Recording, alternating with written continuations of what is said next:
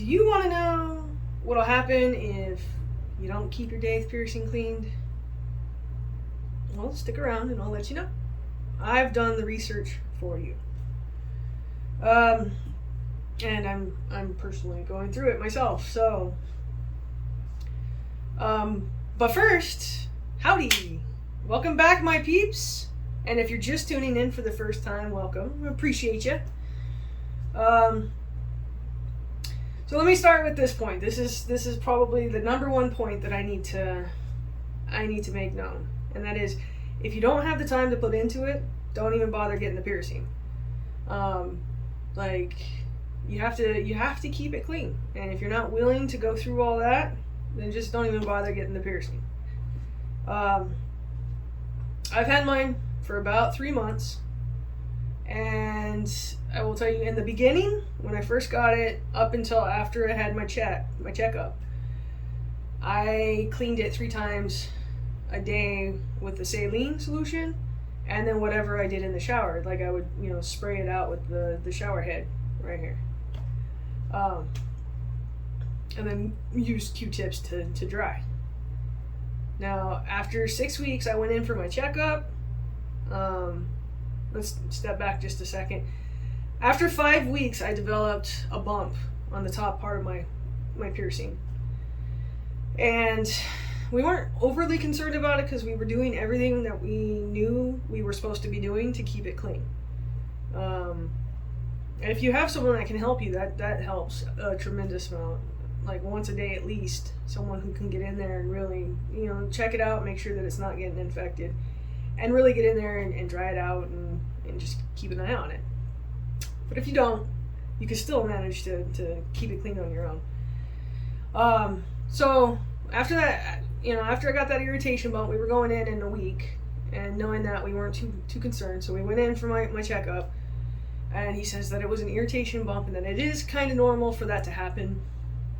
So even if you do everything right, you can still end up with an irritation bump. Just saying. I mean, be prepared for that. I can't stress this one enough. Don't play with it. Just leave it alone. Like, just no messing with it. If you play with it, you're gonna do one of two things. You're either going to prolong the healing process, or you're going to likely produce infection in there.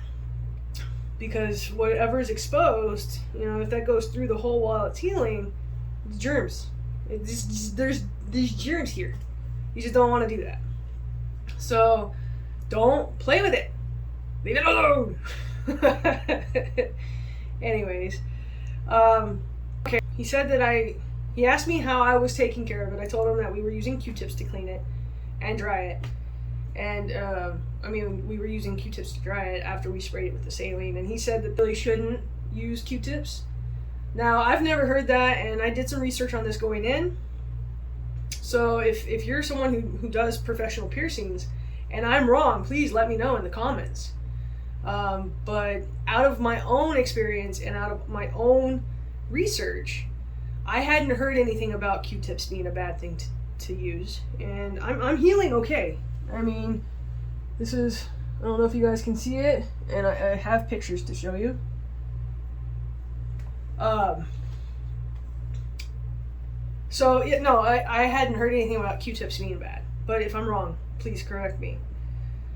And basically what he said is not to use the Q-tips, and then that it was caused by moisture. So what I needed to do was start blow drying my ear after, he said to do it after each cleaning as well as when I get out of the shower. I didn't do it after each cleaning. I mean, we get in there with Q-tips because I'm still doing that. And it's after my shower, because I'll use the shower head to spray it out. So I'll first use a Q-tip to get some of it out, and then I'll go in with the blow dryer and just really get my ear nice and dry. And I will say, after my chief complaint at this point, after 3 months, is the itching, which it doesn't itch a lot, but when it itches, it's in a place that you can't get to.